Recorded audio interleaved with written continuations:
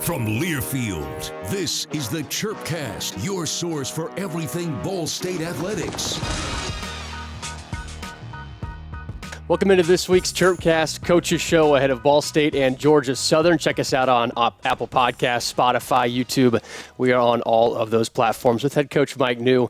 Mick Tidrow on hand. Coach, appreciate you joining us as always. Well, it's great to be here, especially after a big W. Yeah, big W. Let's talk about that big W, Coach, against Murray State on family weekend, first one of the year. How would you describe what that game meant overall to the team? Yeah, it was awesome just to have a great crowd, number one. It was a great day at Schumann Stadium.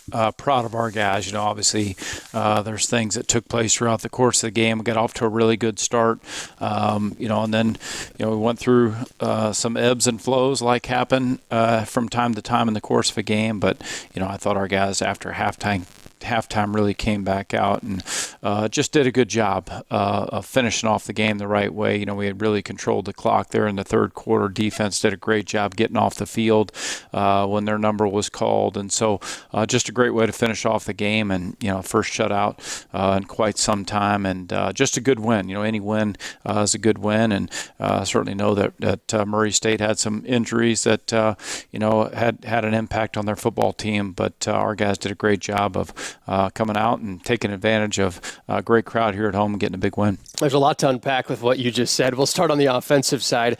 The offense didn't have a drive that was over 3 minutes in the first half, but still put up 2 touchdowns.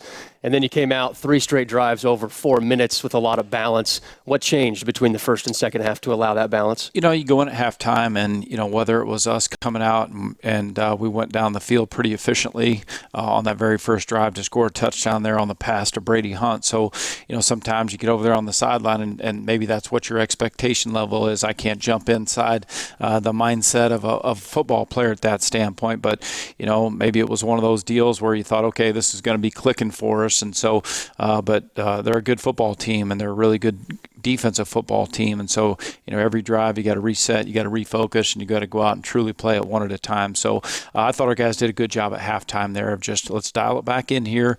This is a team based on their track record. They've been in some close contests the year before. They, were in a close game with Cincinnati in the second half. They were tied with Bowling Green. So, that's their DNA. They were going to give us everything they had, fight, scrap, claw. It's a 4-quarter game with that football team, and that's exactly what happened. So our guys took it personal, came back out after halftime, got the ball to start the second half, and just, as you mentioned, just sustained some drives and played really good defense and, controlled the clock for a good chunk there of the second half. You mentioned that Murray State's one of those teams in the OVC. They were picked to finish third in the conference this year, so always a tough defense, always a good offense. You mentioned the injuries. The shutout, though, for the defense, pretty big one, winning 31-0, first shutout since 2008. What was working for your defense throughout that one? Well, I think, obviously they did a good job of making Murray State earn it. We weren't really giving up any big plays, did a good job of being a good tackling team. Yes, we still have some things we need to clean up, but limited the big plays. And, obviously when you're playing an inexperienced quarterback that doesn't have a lot of playing experience, you want to make sure you get after him and make it uncomfortable for him in the pocket. And I thought throughout times in the game we were able to get that done. And, guys on the back end, when Nick Jones had his opportunities to come away with 2 interceptions there was awesome. And, we just got to continue to keep getting better. But I thought, our guys rose to the challenge that kind of we presented to them to start the week out when we started talking about this football team and the challenges that lied ahead. Nick Jones, you mentioned how well he played, 2 picks, had a blocked punt as well. How is he able just to have his way in any way that he wanted to Saturday? Well, Nick worked so hard in practice, and, I credit him because it all starts with, the week of preparation, and he's locked in and focused in the meetings. I think about the special teams meeting every morning when we start. Nick's up front, his eyes wide open, ready to roll, locked in and focused on what Coach Conley is discussing for that day. And, Coach Conley told him over and over from the beginning of the week, somebody's going to have a chance here to block a punt. And if you go back and watch the tape, man, it's amazing that the first punt, of the game, somehow, some way, Nick maybe just had his hand a little high because we really had a chance to get one right there. But Nick has a knack for that. I think back about the Western Michigan game a year ago on the road, and he had a block punt there. So Nick obviously has great acceleration off the ball, and he trusts the scheme that Coach Conley had implemented. and it was good to see that pay off.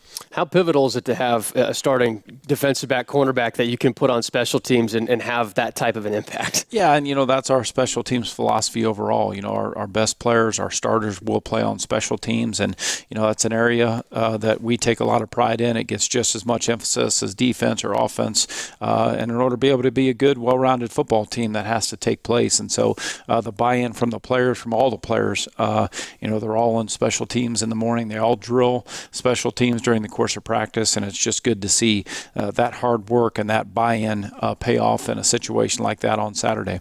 How has that special teams unit just grown since the start of training camp? It seems like they're making big plays in practice, now in games. It's all seemingly just coming together at the right time. Yeah, it starts, again, obviously, Coach Conley's in his first year in that role as a special teams coordinator, but he's been with our program since I stepped foot on campus, and he was a graduate assistant back then who's climbed the ladder and done an exceptional job, whatever role he's been asked. And, he's done a good job of preparing all the meetings.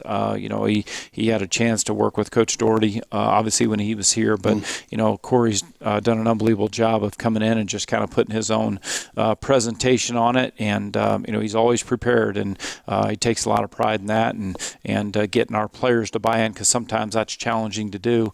Everybody considers themselves first and foremost a defensive player, an offensive player, and then, oh, by the way, I'm also involved in special teams. But we try to, Coach Conley's done a good job of emphasizing that, ever since we started training camp. How do you get some of that buy-in from players for special teams? Well, I think it's important. It's not hard when you put on, NFL tape, and a lot of these guys, their goal is to try to make it to the highest level, and you put on NFL tape and you see guys that are, at the NFL level that are, great players on offense, great players on defense, but they're also excelling on special teams. And then you put in, a guy that maybe was just a first-round draft pick a year ago from Alabama as a wide receiver, and, oh, by the way, he's blocking punts, or he's running down as a gunner on punt team and playing. So I think there's different ways to get creative in the meetings to emphasize it. And sometimes when you show somebody in the NFL doing that, or sometimes you show somebody at a powerhouse program like Alabama playing on special teams, that really can be it can go a long way towards saying, hey man, I am 100% bought into special teams. I know we're talking a lot about special teams, but I feel like this is a pretty important topic that doesn't ever get talked about enough. But going back to your Saints days, you're the quarterback coach for Breeze, but looking at how the special teams unit always operated, there's players like Taysom Hill now that can play 8 different positions, it seems like. Put him on special teams, he'll go out and do that.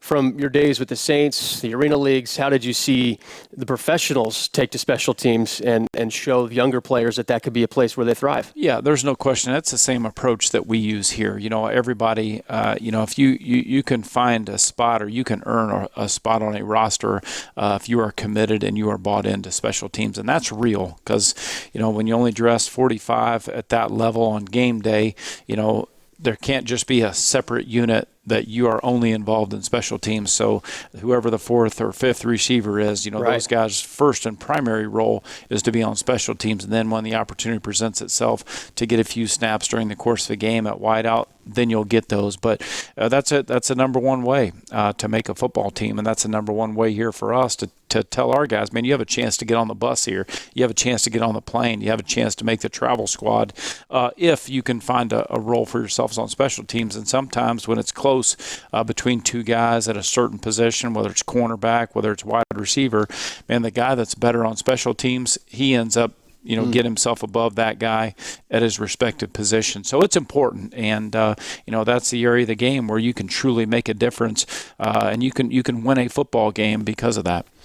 With head coach Mike Neu here on Chirpcast, the coaches show ahead of Ball State and Georgia Southern. Before we get to Georgia Southern, Coach, looking back at Murray State for just a couple more moments, you mentioned earlier there were still some things you want to fine-tune. Offensively, what are those things? Well, you want to sustain drives and score a touchdown on every possession. And, there's some little things here and there that still we feel like as a team and as an offense, we've got some self-inflicted wounds that we need to clean up. And I have a lot of respect for Murray State. I told Coach Hood that after the game.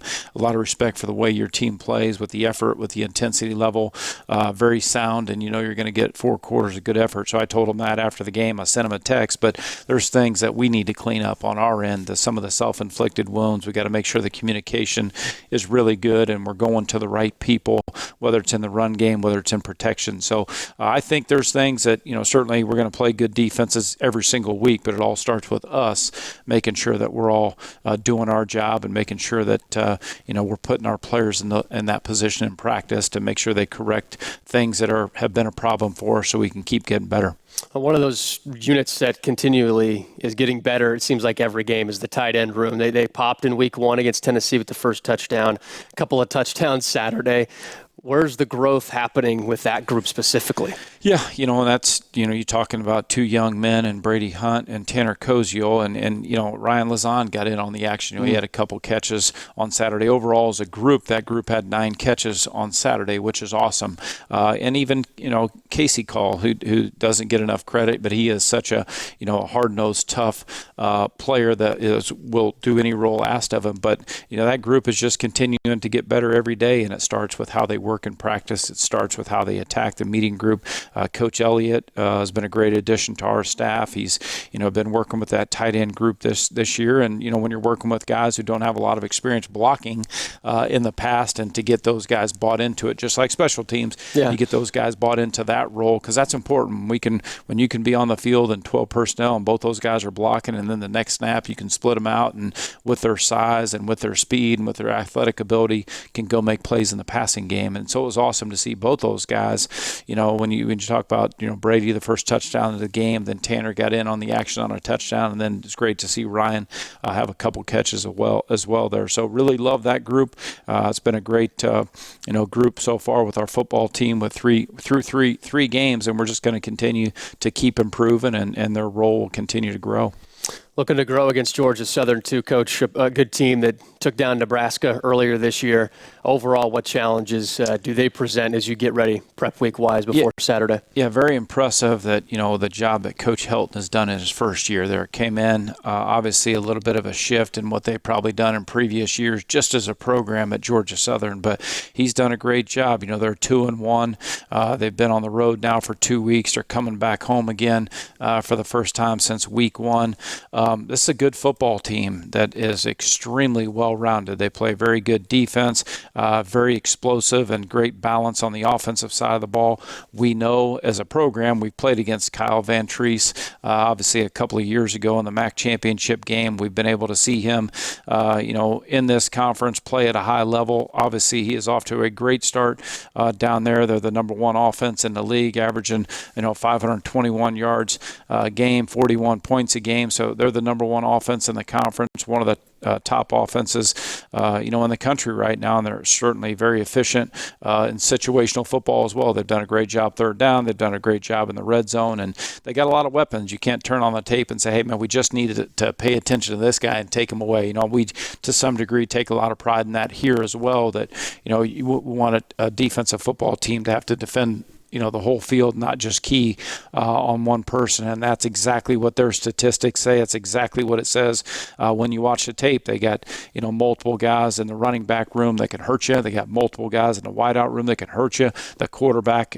certainly is off to a great start playing at a high level. So this is a good team. And just so, oh, by the way, they're also one of the top teams as far as winning in their home stadium. And so this is going to be a great challenge for us. We got to have a great week preparation, as I mentioned, cleaning up things that we need to keep working on as a football team. But this is a good team. Obviously, you mentioned it, it was a huge win on the road when they beat Nebraska, in a shootout there. And so, we'll definitely, have a great challenge ahead of us. And, it starts with having a great week of preparation. You mentioned how lethal that offense can be for Georgia Southern. They are the top team in the Sun Belt in third down percentage, 4th in the country in third down percentage.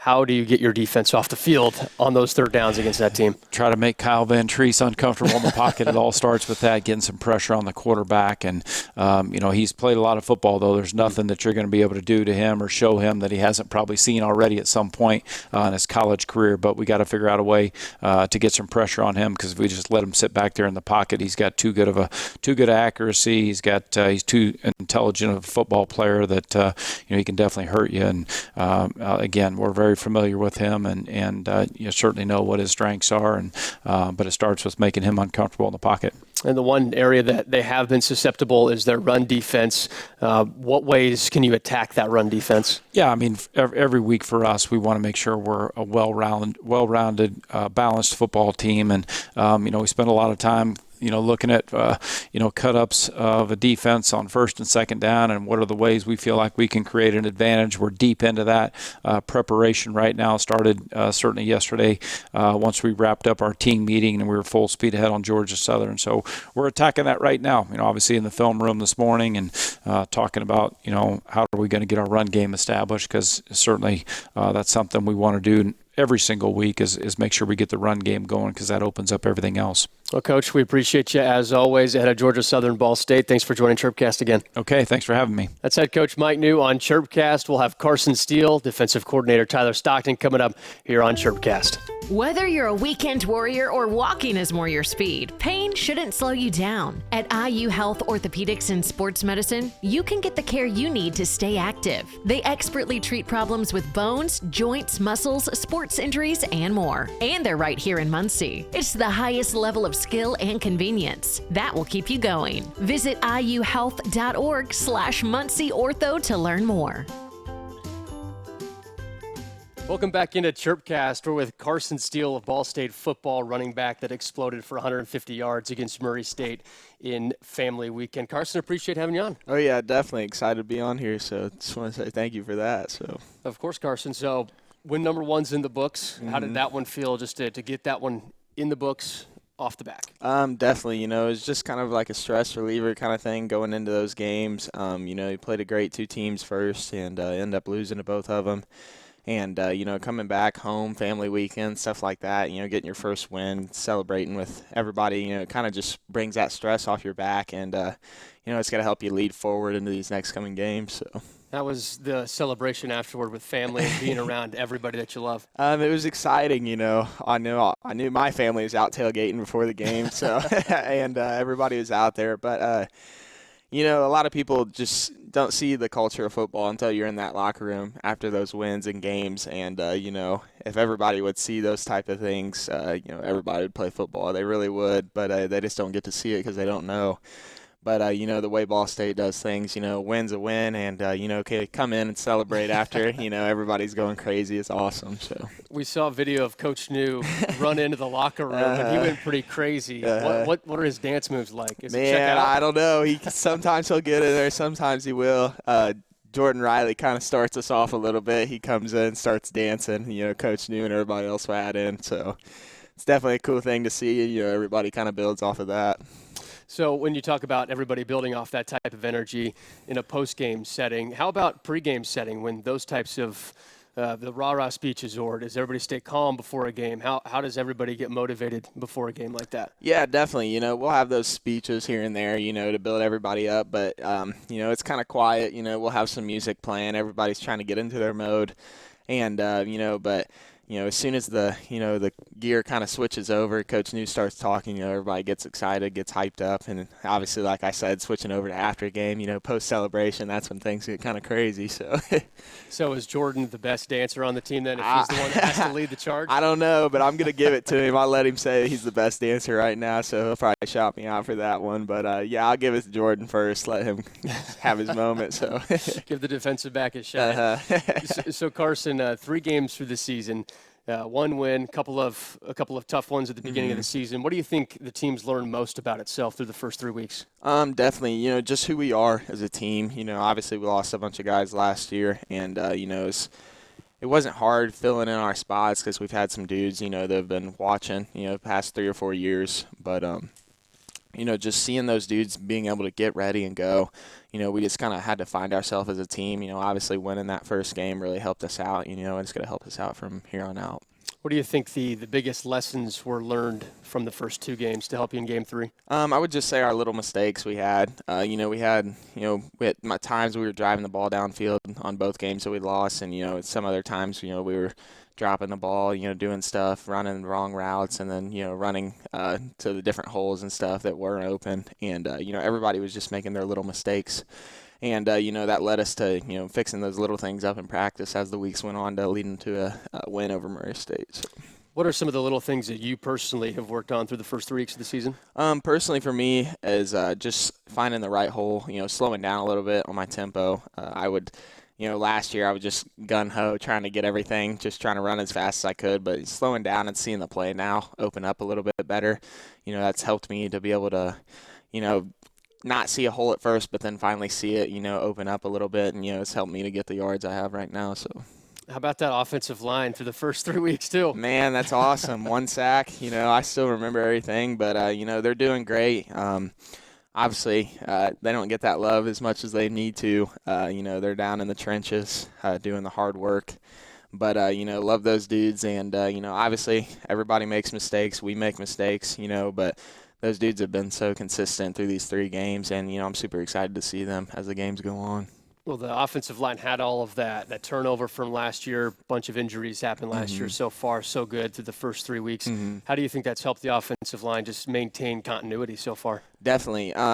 Just being able to stay with each other. It was kind of hard last year because you wouldn't know who's starting, who's playing, and stuff like that. But just being able to, kind of connect with each other, who's got this guy, who's got that guy, stuff like that, being able to work with each other every single day in practice. And, that's what's leading them to have so much success they are right now. So, how do running backs help the offensive linemen get better, and how do offensive linemen help running backs get better? That's a good one. Just by helping them get better, I would say just like, if a linebacker comes through one of the holes, or just trying to help them out, or if they're trying to hold off 2 guys, trying to chip one of them back into just helping them out. And then I would say for them, helping us, just having them create those holes, seeing those, their butts turn and open up real, and, just being able to hit a gap as fast as you can. But, I try to help them out a little bit, but I don't do too much. But, they're really doing their own thing, and, I'm so excited to see them. So. Let's go to the quarterback spot with John. Everybody's talked about John's development over the past 4 years, being a backup and then now in the starting role. How have you seen from the running back spot him just command the offense? He's worked hard. He's worked super hard. Like you said, he's been here 4 years, just being a backup. And him taking over that position, everybody from kind of like the outside world was worried about who was going to be the quarterback. But, kind of from in Ball State football, we all know he was going to be the guy, to lead us and lead this team. And, sometimes I'll have questions almost like mid-play, right before the play. And he'll be like, you got this, you got that, So he's always just been a leader, throughout his whole time here. And, he puts the team where they need to be and stuff like that if we're messing up. And, he's always on point with everything. And then, even if he has a mistake, he doesn't get down from it or stuff like that. He just, gets right back up, gets ready to roll, and keeps leading. So that's definitely a cool thing to see out of him. You talked about the outside world might have had questions, but inside the locker room there were no questions about John. Why do you think that was leading into this season? Just like that, he just took over fast. He stepped up, took his leadership role. And, was always given, a speech after workouts and stuff in the summer. And he was always, there to help out the dudes. And he was, putting in work. He was coming in, getting extra lifts, extra running, and I'd see them. I'd be coming back too, getting some extra stuff. And he'd always be in there doing stuff. And, like throwing to our wide receivers and stuff after practice. He was just always doing the extra little things, also getting treatment on his body, just doing the little things to be able to be a leader for this team, and he's really excelled at that. With Carson Steele, running back for Ball State football here on Chirpcast in the Coaches Show. Carson, 2 home games so far, 1 road game, back on the road coming up against Georgia Southern. How do you prepare for the second road trip and going to Georgia? I'm excited, just preparing for the little stuff, like I said, making, fixing our mistakes that we had last week. It could have had a better game. Obviously we shut them out, but just from, like I said, in the inside, we saw some things that we can fix up, and just little details. And Georgia Southern, they're a great team. This would be a big win for us. But they're non-conference as well. Just coming out, it's the most important game. It's because it's the next one. So coming out and getting a win for this, would really show our identity and help us get to, lead us back to that 2-2 kind of range, 2-0 mentality. Coming off that next game and lead us from here on out. So you talked about some things that you wanted to clean up from the Murray State game. It was a 14-0 lead at halftime, and then the offense just started to drive down the field in the second half. Why do you think the offense was clicking more in the second half than the first? We talked about it in the locker room at the second half. Coach Neu has that mentality, 0-0 at the second half. Doesn't matter what the score is if you're up or down. And, like I said, we had to fix some little things, running game, passing game, everything like that. And, once we fixed those things, things started to click, and everybody, we're throwing balls, running the ball, doing all kinds of things. And, that's what led us to, keep on scoring. So.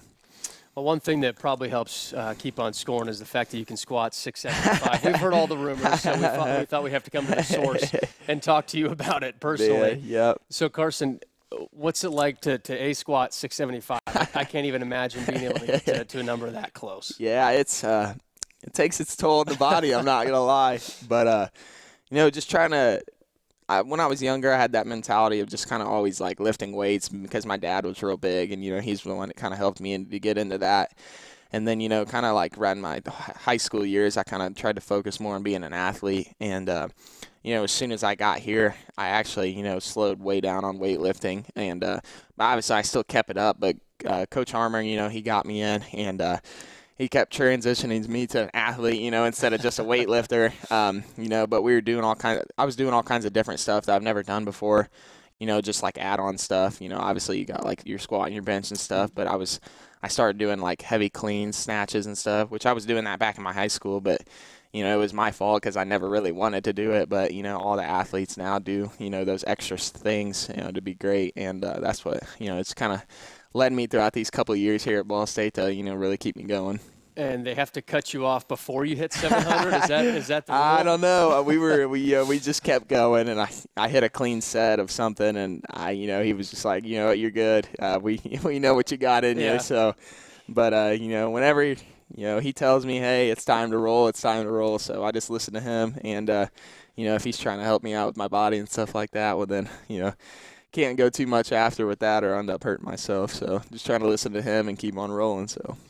This is Carson Steele, Chirpcast, Coach's Show. Carson, you talk about hurting yourself. Pet alligators. How have you not hurt yourself with the family pet alligator? I'm a crazy kid. I'm not going to lie. Let's talk about this. Everybody's interested. Yeah, since I was young, I've had Crocky J. That's his name. Crocky J. Yep. And it was, I'm trying to remember. I would think I got him in like first grade, second grade. And we were at my Nana's house. And it was 2 days before Christmas, I think, and the UPS guy came in, and he was like, hey, I got to see what this, package is, because I've had to incubate it for like a week. And, I asked for like a lizard or something or a pet that year, and my dad was laughing and cracking up when he walked in, and we had no idea what was going on. And I opened the box, and it was in a burlap sack, and it was moving around, and I opened the sack and shot down the hallway, a big little baby gator about this long. So, yeah, I know, and just kept him ever since, and now he's in a big tank at my house.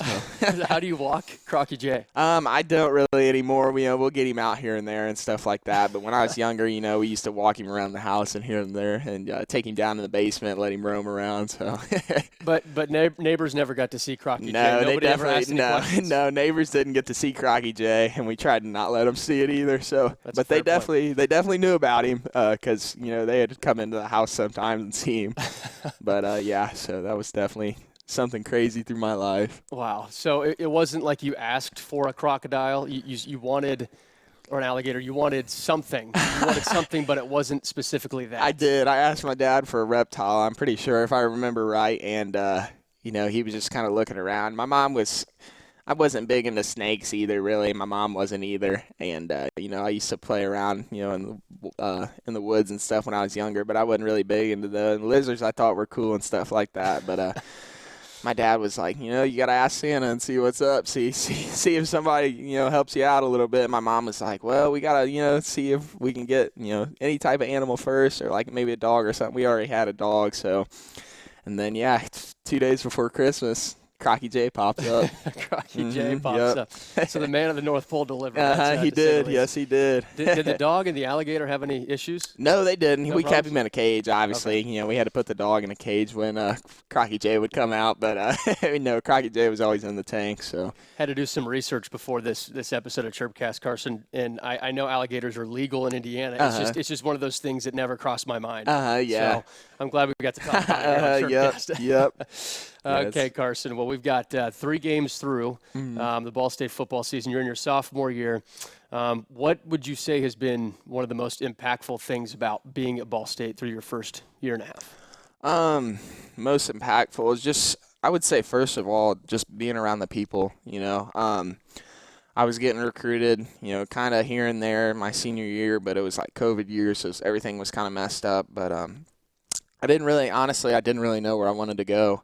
And, as soon as I, was talking to Coach Neu, I couldn't even see him yet. I hadn't even seen the facility or anything until I came here, reported because of COVID. I saw like pictures and stuff. But, just being able to talk to, Coach Lynch, Coach Stockton, Coach Heck, and then obviously Coach Neu, just being able to talk to those dudes and just the way they had things and the way they approached me, they were really big into culture, and that's what we are at Center Grove.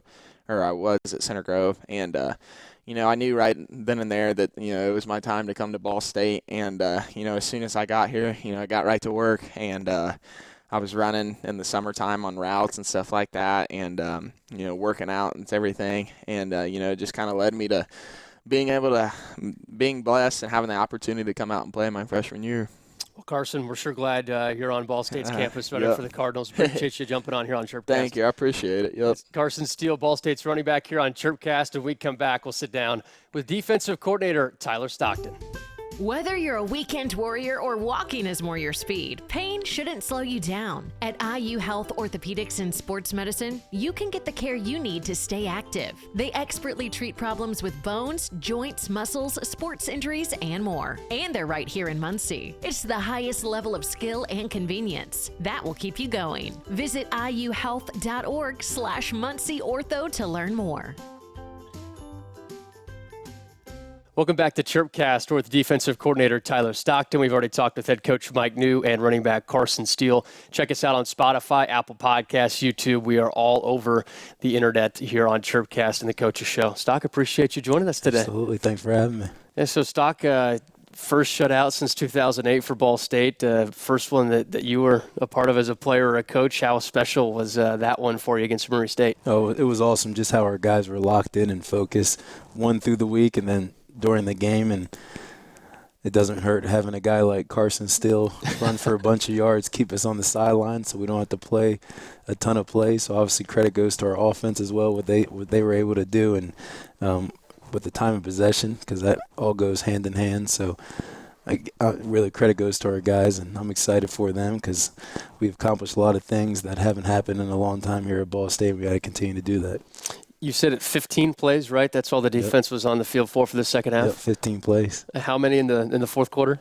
10 plays in the fourth quarter, 5 plays in the third quarter. Just how energizing is that to see that the guys don't have to play that much and they're rested when they do have to go into play? Oh, I mean, we were on the sideline joking around, stay loose. The guys are running back and forth trying to make sure no one was cramping. So, I mean, you can just definitely see those 15 plays. There's a lot of effort, a lot of energy, which was exciting. Against Murray State specifically, being able to pitch that shutout, overall, what do you think the defense did best? The biggest thing, I thought we did a really good job on third down. We were 11 for 14 on third down, so and they were 0 for 2 on fourth down, so it was a lot better than the week before. And all the little things that we always talk about, getting off blocks and tackling and guys running to the ball, so we got to continue to do that every week. Where do you think the biggest improvement's been up to this point from week 1 through week 3 on the defense? Tackling for sure. Yeah. I mean, versus Tennessee, we missed 27 tackles. Western Michigan, we missed 9, and versus Murray State, we missed 7. So we got to continue to make that number as low as possible so we can be really good on defense. How do you work on tackling when there's a limited amount of time to do that in training camp leading up to the season, and in the week-to-week prep, there's not very many days to tackle? How do you work on that? Oh, I mean, we have so many drills that we do with tackling circuits that we have this big thing we call Sergio, which is about a 20-pound bag that we wrap up and tackle every single day. So we get our tackling in every single day. And Coach Neu understands how important that is on the defensive side of the ball. So whenever we go against each other, we're able to not fully take each other to the ground, but at least thud up and work on getting good tackling position. Oh, poor Sergio. Doesn't sound like it's good to be him.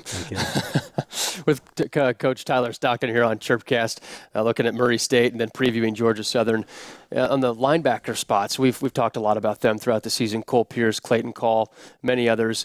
We saw Brandon Berger all over the place against Murray State. How have you seen him just continue to make that next jump? Oh, he's gotten better and better every single week, and really Coach Conley does an awesome job with our outside linebackers, and they have a lot on their plate, whether it's in coverage or rushing the passer, stopping the runs. So it's really come full circle last week. Being able to create some negative plays and obviously get a turnover was huge, and those guys just play with unbelievable effort, whether it's Brandon Berger or Sidney Houston.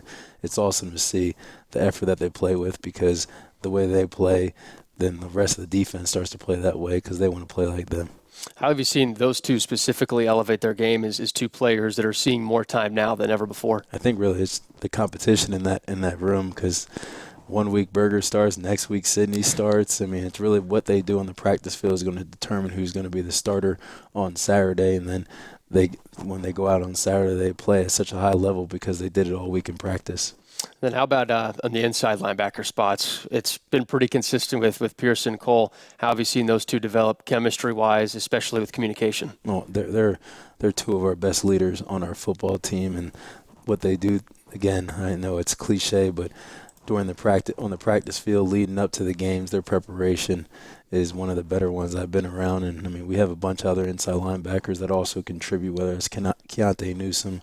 So he's done an awesome job being able to come in and play at a high level as well. How have you been able to see a bunch of different linebackers come in, especially, I guess you could say this as a defense as a whole, with a lot of players who graduated, a lot of rotational players from last year now in starting roles. What has been the challenge of that, and then how have those players responded to those challenges? Really, the probably the biggest challenge is just getting those actual game reps for a lot of those guys who haven't played. But I continue to say this. I mean, we lost a lot of good players, but we replaced them with a lot of good players. So I think like the Jordan Rileys of the world, the Keontae Newsomes of the world, like those guys are getting better and better every single week. Let's talk about Jordan Riley, because he's making plays all over the field every week on the defensive side. How has he been able to develop specifically? No, I mean, from an athletic standpoint, he's probably one of the more athletic guys on our team, and really for him, it's just growing himself as a player and as a leader, knowing exactly where he's supposed to be on every single play and doing a great job tackling. That's one thing I know. Again, I keep harping on it, but from the spring till now, his tackling skills have gotten a lot better. You can see that during the game with the physicality and the effort that he plays with. Another guy that's been really physical in the secondary is Jaquan Amos. It feels like he's in on so many of those plays.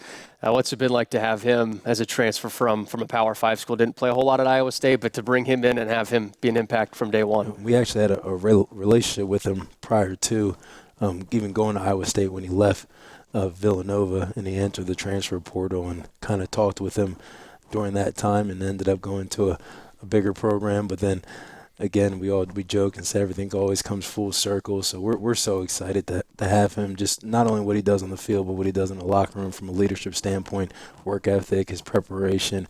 It's also for a guy like Jordan Riley to see a guy like him prepare during the week and kind of follow in his footsteps. So we're excited that he's a part of our team, and we can't wait to see what he does the rest of the year.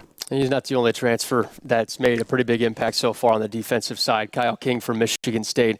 What has he done to jump into the rotation and be an available player that can wreak havoc? Oh, yeah, Kyle's a big physical player that does a lot for us, whether it's stopping the run, getting after the quarterback. And, I mean, again, we always talk about our D-line, but just the depth that they have, that we have one guy go in, the next guy comes in, and there's no big drop-off. So, and then Kyle, of course, being an Indiana kid, means a little more to him when he's playing for his hometown team. Everybody talks about and teams would like to always have we have depth. One guy goes out, one guy comes in, there's no drop-off. But this defensive line group and linebackers in the secondary, we've seen that actually be true for Ball State because one guy goes out, the next guy comes in. How valuable has it been this year specifically to have so much depth 1 through 11 on that defense? Oh, I think it's just important for all programs to have some depth because really, I mean, we played 95 plays the first game. We played 90 the second game. So, I mean, those guys can't play all 90, 95 plays. So you got to be able to have a 2 deep, maybe even a 3 deep at some positions. So, I mean, obviously, credit goes to a lot of our coaching staff just preparing those guys who haven't played as much, but when their time is ready, and obviously the players, when their time is ready to go in, they're ready to go. You talked about Coach Hall in the press conference and his ability with the defensive back group.